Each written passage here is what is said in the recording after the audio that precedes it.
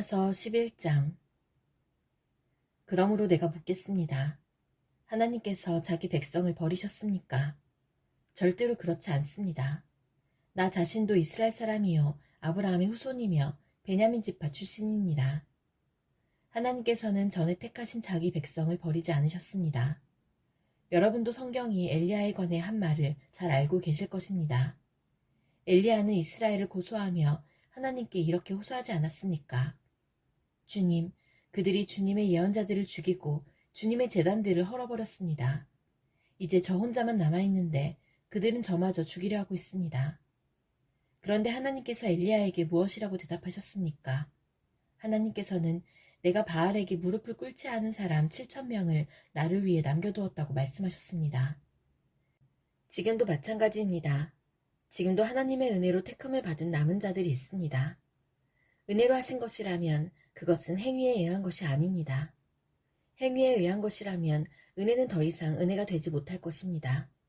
그러면 무엇입니까? 이스라엘이 간절히 바라던 것을 이스라엘은 얻지 못했고 택함을 받은 자들이 얻었습니다. 반면 나머지 사람들은 마음이 완악해졌습니다. 성경에도 이렇게 기록되어 있습니다. 하나님께서 그들에게 혼미한 영을 주셔서 오늘날까지 눈이 있어도 보지 못하고 귀가 있어도 듣지 못한다. 다윗은 이렇게 말했습니다. 그들의 잔치상이 그들에게 덫과 올무가 되게 하시고 그들이 걸려 넘어져 멸망받게 하소서. 그들의 눈은 흐려 보지 못하게 하시고 그들의 등은 영원토록 굽어있게 하소서. 그러므로 내가 다시 묻습니다. 이스라엘이 걸려 넘어져 완전히 망하고 말았습니까? 결코 그렇지 않습니다. 오히려 그들의 죄 때문에 구원이 이방인들에게 이르게 되었고 이스라엘은 이방인들을 보고 시기하게 되었습니다.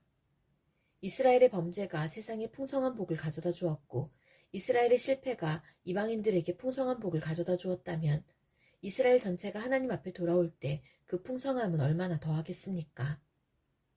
이제 이방인 여러분들에게 말하겠습니다. 나는 이방인의 사도로서 내가 맡은 직분에 대해 영광스럽게 생각하고 있습니다. 다만 바라는 것은 내 동족에게 시기심을 일으켜 그들 중에 몇 명만이라도 더 구원하고 싶은 것입니다. 내 동족 이스라엘이 하나님께 버림을 받게 되어 세상에 하나님과 화목하게 되었다면 이스라엘이 하나님께 받아들여지는 것은 죽은 자들 가운데서 다시 살아나는 것이 아니면 무엇이겠습니까? 처음 떼내어드린 반죽의 일부분이 거룩하면 반죽 전체가 거룩하고 나무 뿌리가 거룩하면 가지도 거룩한 법입니다. 참 올리브나무의 가지 중에서 얼마를 잘라낸 뒤 야생 올리브나무까지인 여러분을 원가지에 접붙이면 접붙여진 가지는 참 올리브나무로부터 올라오는 양분을 받게 됩니다. 그러니 여러분은 잘려나간 가지를 향해 자랑하지 마십시오. 자랑하더라도 명심할 것이 있습니다. 여러분이 뿌리를 지탱하는 것이 아니라 뿌리가 여러분을 지탱한다는 사실입니다. 여러분은 이렇게 말할 수도 있을 것입니다. 나를 접붙이기 위해 가지들이 잘려나갔다 라고 말입니다. 이것은 100번 지당한 말입니다. 그 가지들은 믿지 않았기 때문에 잘려나갔고 반대로 여러분은 믿었기 때문에 나무에 붙어 있습니다. 그러니 자만하지 말고 오히려 두려워하십시오. 하나님께서 원래 나무에 붙어 있던 가지들도 아끼지 않으셨다면 여러분도 아끼지 않으실 것입니다. 그러므로 하나님의 인자하심과 엄격하심을 깊이 생각하십시오. 넘어진 사람들에게는 하나님의 엄격하심을, 여러분에게는 하나님의 인자하심을 보이셨습니다. 여러분이 계속해서 하나님의 인자하심에 머물러 있으면 하나님께서도 인자하심을 베푸실 것입니다. 만일 하나님의 인자하심에 계속 머물러 있지 않으면 여러분도 잘리게 될 것입니다.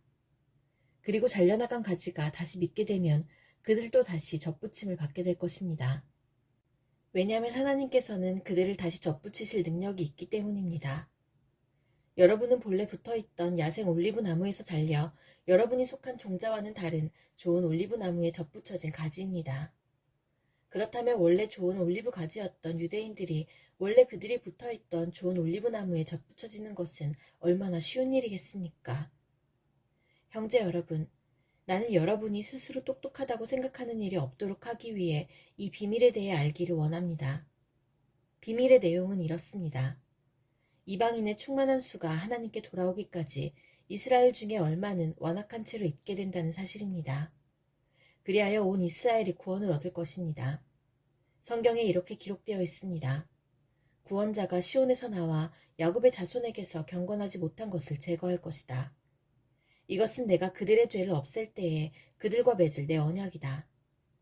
복음의 관점에서 볼 때 이스라엘은 여러분들 때문에 하나님의 원수가 되었습니다. 그러나 선택의 관점에서 볼 때 그들은 조상들 때문에 하나님의 사랑을 입은 사람들입니다.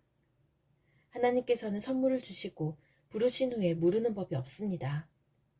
전에 하나님께 불순종하던 여러분이 이제 이스라엘이 불순종한 것 때문에 자비를 얻게 되었듯이 현재 이스라엘이 불순종하는 것은 여러분에게 내린 하나님의 자비하심을 그들도 받기 위해서입니다.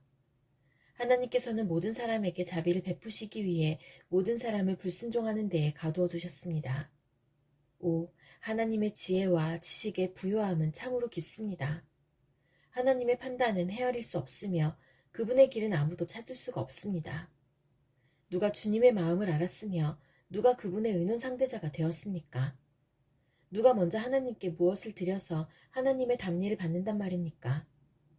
이는 모든 것이 하나님께로부터 나왔고 하나님의 보살핌으로 보존되며 하나님의 영광을 위해 존재하기 때문입니다. 하나님께 영광이 영원토록 있기를 원합니다. 아멘. 로마서 12장.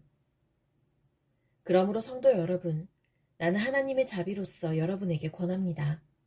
여러분의 몸을 하나님을 기쁘시게 하는 거룩한 살아있는 제물로 드리십시오. 이것이야말로 여러분이 마땅히 드려야 할 영적인 예배입니다. 여러분은 이 세상을 본받지 말고 마음을 새롭게 하여 변화를 받으십시오. 그러면 여러분은 하나님의 선하시고 기뻐하시고 온전하신 뜻이 무엇인지를 분별할 수 있게 될 것입니다. 하나님께서 나에게 주신 은혜를 힘입어 여러분 한 사람 한 사람에게 말씀드리겠습니다.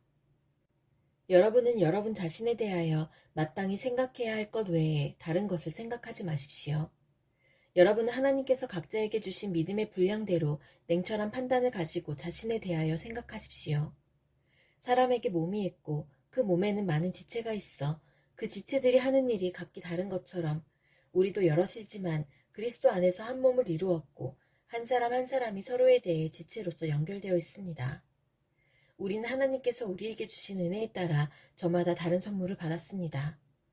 예를 들어 그것이 예언의 선물이라면 믿음의 분량대로 그 선물을 사용하십시오. 봉사하는 선물이면 봉사하는 일로, 가르치는 선물이면 가르치는 일로, 격려하는 선물이면 격려하는 일로, 남을 구제하는 선물이면 너그럽게 나누는 일로, 지도하는 선물이면 열성을 다해 자선을 베푸는 것이면 기쁨으로 그 선물을 사용하십시오. 사랑은 거짓이 없어야 합니다. 악을 미워하고 선을 굳게 붙드십시오. 형제 자매를 사랑하듯이 서로 사랑하며 자신보다 남을 더 존경하십시오. 열심히 일하고 게으르지 마십시오. 성령으로 달구어진 마음을 가지고 주님을 섬기십시오. 소망을 가지고 기뻐하십시오. 환난 속에서도 잘 참으십시오. 꾸준히 기도하십시오. 성도들에게 필요한 것을 나눠주십시오. 나그네를 후하게 대접하십시오. 여러분을 핍박하는 사람들을 축복하십시오. 그들을 위해 복을 빌고 저주하지 마십시오. 기뻐하는 사람들과 함께 기뻐하고 슬퍼하는 사람들과 함께 슬퍼하십시오.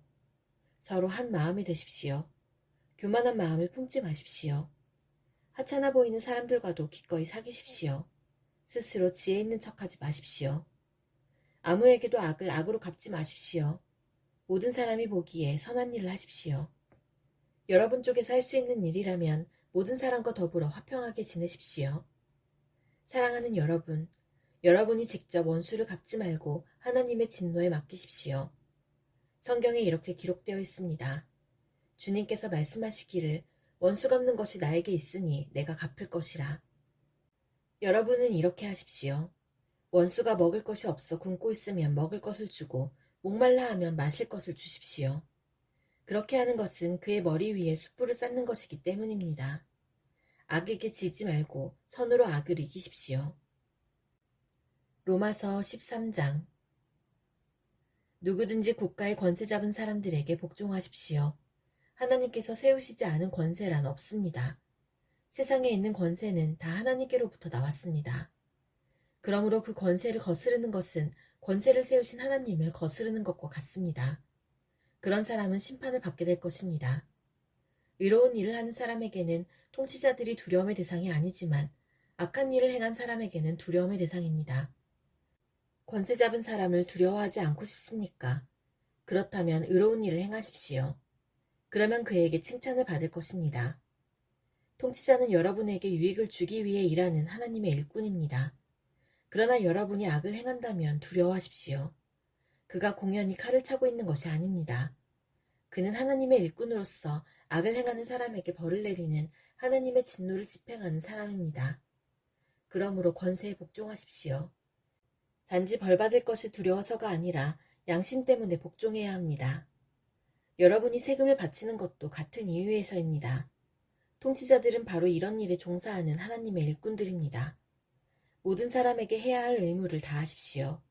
국세를 바쳐야 할 사람에게는 국세를 바치고 관세를 바쳐야 할 사람에게는 관세를 바치십시오. 두려워해야 할 사람은 두려워하고 존경해야 할 사람은 존경하십시오. 다른 사람을 사랑하는 빚 이외에는 아무 사람에게 아무런 빚도 지지 마십시오. 남을 사랑하는 사람은 율법을 온전히 이룬 것이나 다름없습니다. 율법에 간음하지 마라, 살인하지 마라, 도둑질하지 마라, 탐내지 마라는 계명과 그 밖에 여러 다른 계명들이 있지만 이 모든 계명은 내 이웃을 내 몸과 같이 사랑하라는 하나의 말씀으로 요약될 수 있습니다. 사랑은 이웃에게 악을 행하지 않습니다. 그러므로 사랑은 율법의 완성입니다. 이런 행동을 해야 하는 것은 여러분도 알고 있다시피 벌써 잠에서 깨어날 때가 되었기 때문입니다. 이제 우리의 구원이 처음 믿었을 때보다 더 가까워졌습니다. 밤이 거의 다 지나 낮이 가까웠습니다. 그러므로 어둠의 행실을 벗어버리고 빛의 갑옷을 입읍시다. 낮에 활동하는 사람처럼 단정히 행동합시다. 난잡한 유흥을 즐기지 말고 술 취하지 마십시오. 성적으로 문란하거나 퇴폐적인 생활을 버리십시오. 다투지 말고 질투하지 마십시오. 주 예수 그리스도로 옷 입으십시오. 죄의 본성이 바라는 정욕을 만족시키는 생각을 하지 마십시오.